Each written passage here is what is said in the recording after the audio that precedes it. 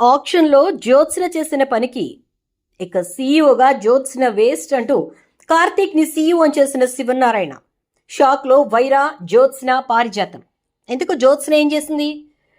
వైరా కూడా షాక్ అయ్యేంతలో శివనారాయణ తీసుకున్న నిర్ణయానికి జ్యోత్స్న చేసిన పనికి సంబంధం ఏంటి? అసలు వైరా ఇప్పుడు ఈ విషయంలో ఎందుకు షాక్ అయ్యాడు? ఇదంతా కూడా వీడియోలో చూసి తెలుసుకునేద్దాం. కార్తీక దీప్ మీద నవవసంతం రాబోయే కథలు, జరగబోయే సన్నివేశాల గురించి ముందుగా తెలుసుకోవడానికి వీడియోని లైక్ చేసి ఛానల్ సబ్స్క్రైబ్ చేసి పక్కనే ఉన్న బెల్ ఐకాన్లో ఆల్ ట్యాప్ చేయండి.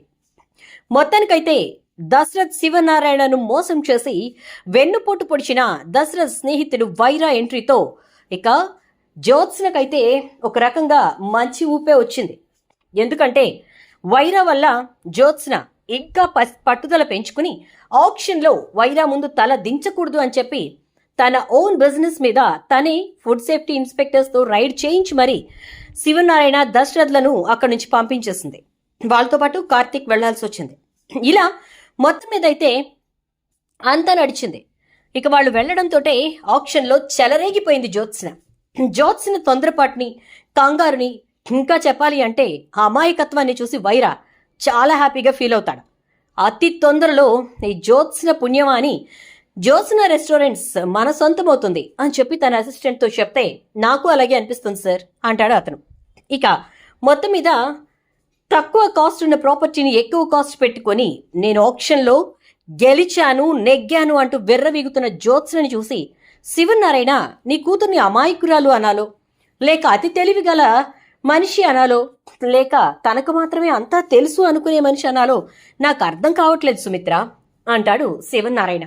ఏంటి మావయ్య గారు అంటే, ఎవ్వరైనా, నువ్వే చెప్పు, ఎవ్వరైనా అసలు వాల్యూ లేని ప్రాపర్టీకి డబుల్ రేట్ ఇచ్చి కొంటారా? నీ కూతురు అదే పని చేసింది. ఇటు చూస్తే ఫుడ్ సేఫ్టీ ఇన్స్పెక్టర్స్ రెస్టారెంట్స్కి వచ్చి ఏమన్నారో తెలుసా? క్వాలిటీ మెయింటెనెన్సే లేదు, ఎవరు ఈ రెస్టారెంట్స్కి సీఈఓ అని చెప్పని అడిగారు. అప్పుడు నా మనవరాలే సీఈఓ అని చెప్పి నా మనవరాలను అక్కడ ఇరికించాలా, లేక ఈసారికి వదిలేసేయండి అని వాళ్ళని క్షమాపణలు అడగాల? నాకు అర్థం కాల. ఇటు చూస్తే ఆక్షన్లో ఇలా చేసింది, అటు చూస్తే రెస్టారెంట్లో అలా చేసింది. ఎందుకు పనికిరాని దాన్ని తీసుకొచ్చి చాలా ఉన్నతమైన పదవిలో నేను కూర్చోబెట్టానని నాకు అర్థమవుతోంది.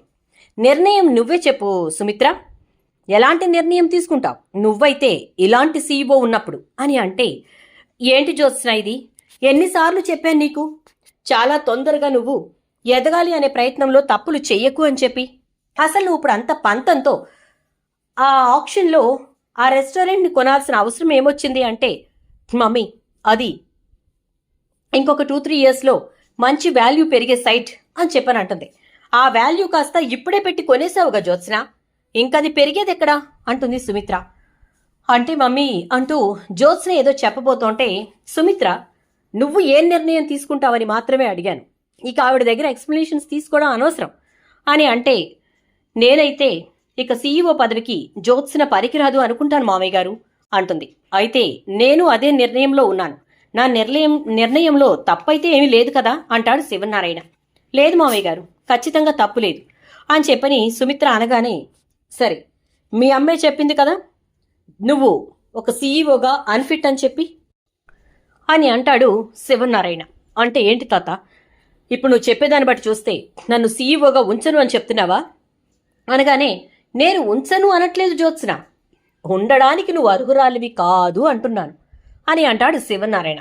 దాంతో ఇక జ్యోత్స్న, సరే తాత, నేను అర్హురాలిని కాదు అని చెప్పి నన్ను పక్కకి తప్పించి ఇప్పుడు ఎవరిని ఆ సీట్లో కూర్చోబెడదామనుకుంటున్నావు అనగానే, ఆల్రెడీ వైరా ఎంట్రీ ఇచ్చేశాడు, వాడి కళ్ళన్నీ జ్యోత్స్న రెస్టారెంట్స్ మీదే ఉన్నాయి. ప్రస్తుతానికి వాడి నుంచి మన జ్యోత్స్న రెస్టారెంట్స్ని కాపాడాలన్నా, అసలు వాడి పోటీని తట్టుకుని మరి మనం ఈ మార్కెట్లో నిలబడాలి అన్నా ఖచ్చితంగా ఒక క్యాపబిలిటీ ఉన్న సీఈఓ మాత్రమే దానికి అర్హుడు. ఇప్పుడు ఆ ప్లేస్లో మనల్ని నిలబెట్టగలిగినటువంటి సీఈఓ మనకి కావాలి అని అంటూ ఉంటే, ఇక అక్కడి నుంచి దీప వెళ్ళిపోతుంది. దీప, ఇప్పుడు నువ్వు కూడా ఇక్కడ మాకు సలహా ఇవ్వచ్చు అని అంటే, వద్దు సార్, నేనే సలహాలు ఇవ్వను, నేను వెళ్తాను అంటూ వంటగదిలోకి వెళ్ళిపోతుంది. నువ్వు సలహా ఇచ్చేదే ఉందే, ఇక్కడ ఉన్న అన్ని అన్ని క్వశ్చన్స్కి ఆన్సర్ ఇచ్చేసావు అంటుంది పారిజాతం. నేనేం చేశానమ్మా, నా మానా నేను వెళ్ళిపోతున్నాను కదా అంటే, ఇప్పుడు క్యాపబిలిటీ ఉన్న సీఈఓ ఎవరు అన్న టైంలోనే నువ్వు ఇక్కడి నుంచి కదిలావు అంటే అటెన్షన్ని నీ వైపు తిప్పుకున్నావు. అలా తిప్పుకుని కార్తీక్ గురించి ఆలోచించేలా చేశావు అని అంటుంది. ఏమో అదంతా నాకు తెలీదు. నేను ఇప్పుడు ఇక్కడ జరుగుతున్నటువంటి ఈ సంభాషణలో నేను ఉండాల్సినంత అవసరం లేదు అనుకుని నేను ఇక్కడి నుంచి వెళ్ళిపోయాను. నా పని నేను చేసుకోవడానికి, అది కూడా తప్పుపడితే నేనేం చేయగలను అని అంటుంది. ఈలోపు జ్యోత్స్న, ఏంటి తాత, కార్తీక్ బావని సీఈఓని చేద్దాం అనుకుంటున్నావా అని అంటుంది. తప్పే ఉంది, కార్తీక్ క్యాపబిలిటీ ఉన్న పర్సన్ అని చెప్పి ఆల్రెడీ ప్రూవెన్. సో తన క్యాపబిలిటీ మీద ఎలాంటి అపనమ్మకమూ నాకు లేదు. తన చేతిలో పెడితే ఇప్పుడున్నటువంటి జ్యోత్స్న రెస్టారెంట్స్ పరిస్థితి నుంచి నంబర్ 1కి తీసుకురావడం పెద్ద పనేం కాదు. తనకి దీప కూడా తోడైందంటే ఇక క్వాలిటీ విషయంలో మనం వెనక్కి తిరిగి చూసుకోవాల్సిన అవసరమే ఉండదు. మరి ఇంకా వాళ్ళ చేతుల్లో పెట్టడానికి డౌట్ ఏముంది? ఇంకా అందులో నువ్వు అనుమానించి అడగాల్సిందేముంది అంటాడు శివనారాయణ. దాంతో ఇక జ్యోత్స్న, అది సంగతి చూసావుగా మమ్మీ, తాతకి కొత్తగా కూతురు మీద ప్రేమ పుట్టుకొచ్చేసింది. ఎందుకంటే అల్లుడు మంచివాడైపోయాడు కదా. ఇక కూతురు అల్లుడు కలిసున్నా లేకపోయినా తన కూతురు సంతోషంగా ఉండాలి అని చెప్పి మనవడికి ఇంకా దీపకు ఇదే ఇంట్లో పెళ్లి కూడా చేశాడు. ఇప్పుడు మనవడి ఇక్కడ డ్రైవర్గా ఉంటే చూడలేక ఇప్పుడు అర్జెంటుగా సీఓన్ చేయడానికి నన్ను అక్కడి నుంచి తప్పిస్తున్నాడు. చూడు మమ్మీ అంటుంది. ఏం మాట్లాడుతున్నావు జ్యోత్స్న అంటుంది సుమిత్ర. ఏం మాట్లాడడం ఏంటి అని అనేసరికి, నువ్వు ఇచ్చిన టైంని వేస్ట్ చేసుకున్నావు. దాంతో పాటు నువ్వు నీ క్యాపబిలిటీ లేదు అని నీ అంతటి నువ్వే నిరూపించుకున్నావు. అలాంటప్పుడు అక్కడ ఇంకొకరికి స్పేస్ నువ్విచ్చి మళ్ళీ ఆ తప్పు వేరే వాళ్ళ మీదకి రుద్దుదామని చూస్తావేంటి? మావయ్య గారు తీసుకునే ఏ నిర్ణయమైనా నేను సమ్మతిస్తాను అనగానే, అయితే ఇదే నా మాట వినండి. కార్తీకే సీఈఓగా ఉంటాడు. కార్తీక్, రేపు నీకు అపాయింట్మెంట్ ఆర్డర్ వస్తుంది. అది తీసుకొని ద నెక్స్ట్ మూమెంట్ నువ్వు సీఈఓగా రెస్టారెంట్లో జాయిన్ అవ్వాలి. అండ్ నీతో పాటు దీపని కూడా తీసుకెళ్ళు. సత్యరాజ్ రెస్టారెంట్ కోసం మీరెంతలా అయితే కష్టపడ్డారో అదే కష్టం జ్యోత్స్న రెస్టారెంట్స్ కోసం పడి ఖచ్చితంగా వైరా తల దించుకునేలాగా క్యాపబిలిటీ ఉన్న పర్సన్నే జ్యోత్స్న రెస్టారెంట్స్ సీఈఓగా ఎంకరేజ్ చేస్తుంది అని చెప్పి నలుగురు మాట్లాడుకునేలాగా చెయ్యి. అర్థమైందా అంటాడు. ఇక దశరథ్ వంక చూసేసరికి, సరే నువ్వు ఆ పనే చేయి కార్తీక్, ఎందుకంటే నాన్న చెప్తోంది కరెక్టే.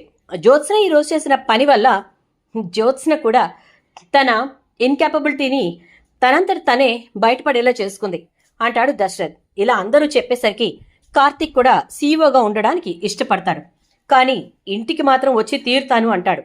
అలాగే ఉదయం నుంచి సాయంత్రం వరకు అక్కడ సీఈఓగా పనిచేసి సాయంత్రం అయిన తర్వాత ఇక్కడికి వచ్చి నీ డ్రైవింగ్ వృత్తి చేసుకుంటావు అంతేనా అంటే, అవును, నేను ఇక్కడ డ్రైవర్గాను చేస్తాను, అక్కడ సీఈఓగాను చేస్తాను. ఇటు దీప ఇక్కడ వంటంతా చేసి రెస్టారెంట్కి వస్తుంది, రెండు మేము చూసుకుంటామంటాడు. సరే, మీరు ఈ ఇల్లు ఎందుకు వదలనంటున్నారో దానికి కారణం ఏదో ఒక రోజుగా బయటపడక తప్పదు, బయటపడ్డ రోజు చెప్తాను. సరే అంటూ అక్కడి నుంచి శివనారాయణ వెళ్ళిపోయేసరికి జ్యోత్స్న కంగారు పడిపోతూ ఉంటుంది. ఈలోపు వైరాకు విషయం తెలిసిపోతుంది. వాడేనా ఆ రోజు మనకి ఆప్షన్లో కనిపించిన వాడు అంటే, వాడెవరో కాదంట సార్, శివనారాయణ కూతురు కొడుకంట. అంటే మనవడు. ఇప్పుడు పగ్గాలు మనవడి చేతికి అప్పగించాడు. క్యాపబిలిటీ ఉన్నటువంటి సీఈఓగా ఆల్రెడీ కార్తిక్ తాను ప్రూవ్ చేసుకున్నాడు. Sathyaraj restaurants last year the best రెస్టారెంట్గా అవార్డు అందుకున్నది కార్తికే అని చెప్పని అనేసరికి షాక్ అవుతాడు వైరా. చూద్దాం మరి రాబోయే ఎపిసోడ్స్లో ఏం జరుగుతుందో. వీడియో నచ్చితే లైక్ చేయండి, వీడియో షేర్ చేయండి, ఛానల్ సబ్స్క్రైబ్ చేసుకోండి, పక్కనే బెల్ ఐకాన్లో ఆల్ ట్యాప్ చేయడం మర్చిపోకండి.